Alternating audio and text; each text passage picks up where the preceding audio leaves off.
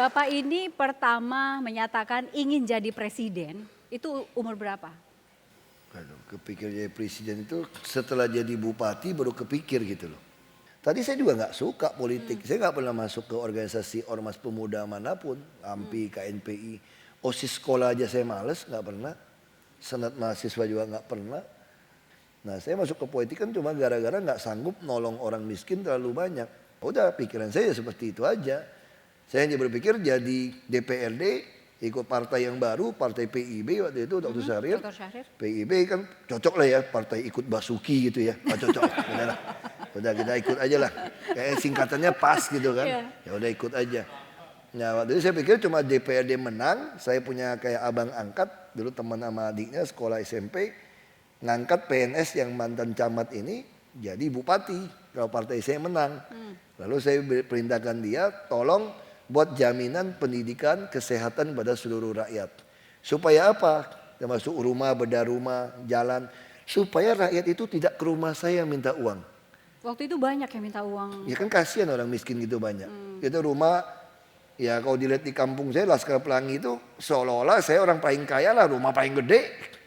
Kayak raksasa gitu rumahnya kalau yang pernah ke Laskar Pelangi. Ya orang kan datang. Paling menyedihkan itu dikira orang kaya raya, dikira punya pohon duit kata bapak saya. Dikira di belakang itu ada pohon duit tinggal petik. Ini kan enggak.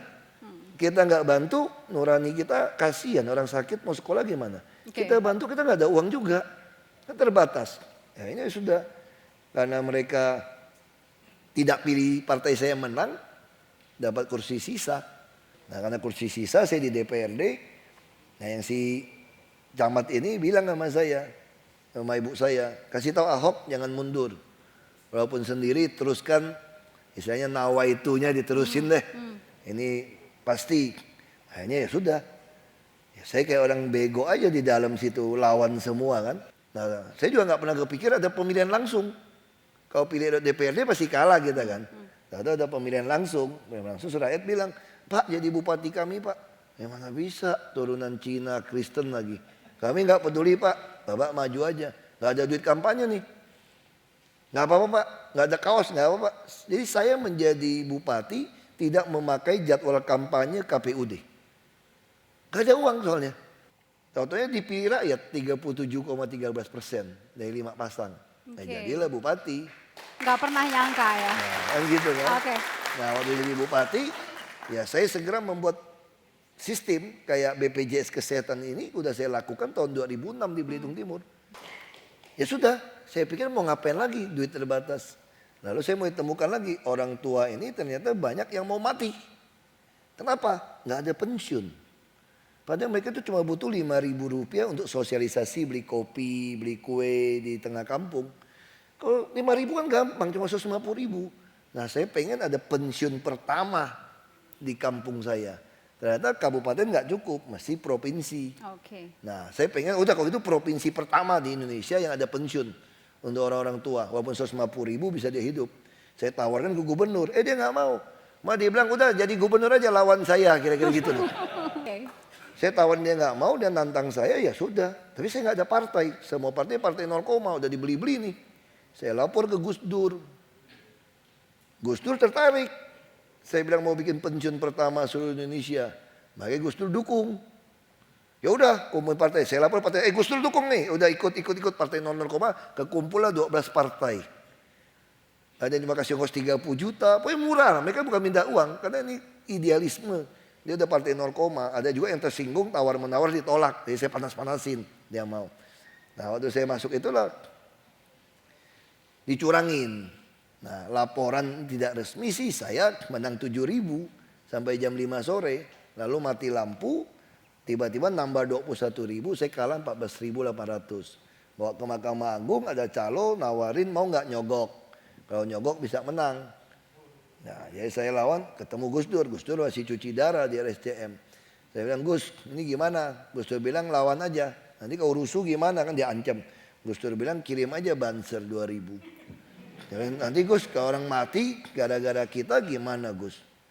Terus dia diem. Udahlah Gus, orang turunan Cina nggak bisa jadi gubernur Gus. Marah Gus Durnya. Siapa bilang jadi presiden aja bisa kamu? Nah itu Gus Dur. Makanya aku pengen jadi presiden, lihat Gus Dur ngomong bener nggak? Ya udah tungguin aja sebentar lagi kita kali. tungguin aja. Oke. Ya, makanya saya pikir memang di Indonesia kalau menyelesaikan masalah memang jadi presiden. Presiden Indonesia itu sangat berkuasa. Jadi makin enak ngatur transformasi Indonesia itu jadi presiden. Misalnya contoh, gimana caranya supaya orang tidak melakukan politik uang untuk jadi pejabat, untuk jadi DPR, DPRD segala macam. Gampang, gak usah berdebat. Dibuat aja peraturan. Siapapun mau jadi pejabat harus diperiksa asal muasal hartanya. Kalau hartanya tidak sesuai dengan pajak yang dia bayar, dengan biaya hidup dia, maka kamu gak boleh jadi pejabat. Itulah rekonsiliasi. Kamu nikmatinlah uang kamu yang gak jelas, gak apa-apa. Kita ampunin. Tapi kamu gak boleh jadi pejabat. Sehingga lapangan tanding jadi pejabat itu jadi rata. Jadi orang jujur yang mau mengabdikan, PNS yang mau mengabdikan diri jadi pejabat, tidak melawan koruptor gitu loh. Nah itu siapa bisa bikin presiden? Baik. Oke, sekarang kita melihat gambar berikut ini. Ini dia nih, ada apa dengan upacara bendera?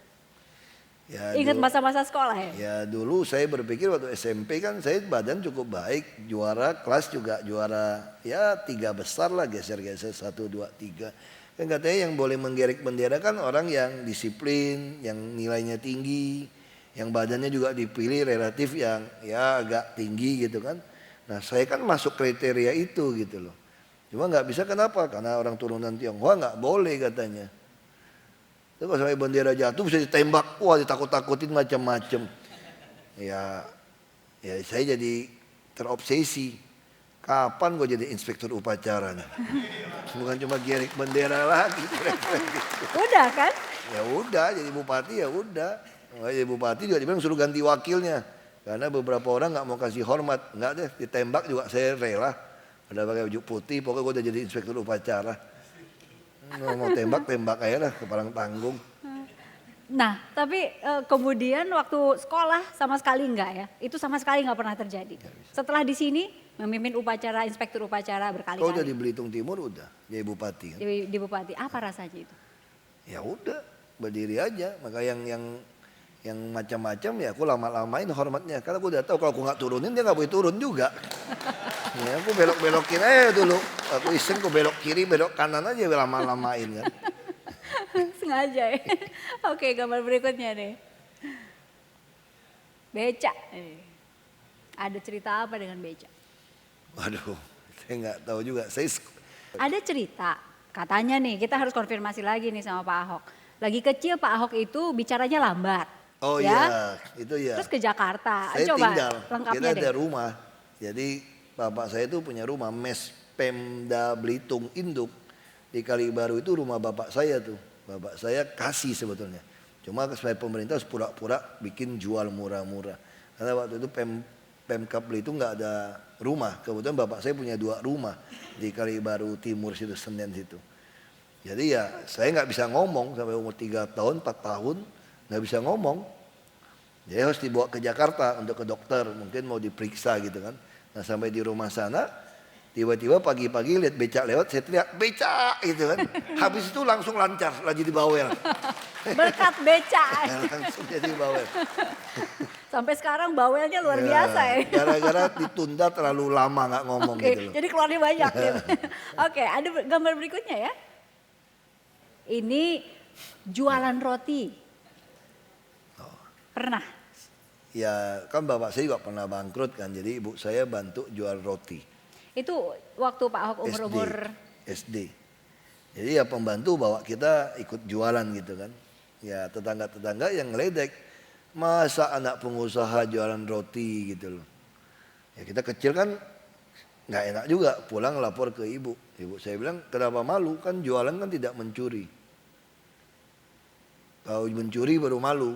Kalau kita jual kan nggak mencuri. Nah itu ya soal roti. Saya kalau begini air liurnya ngeces. Jadi mesti jaraknya agak begini Oke, nih. agak jongkok aja boleh.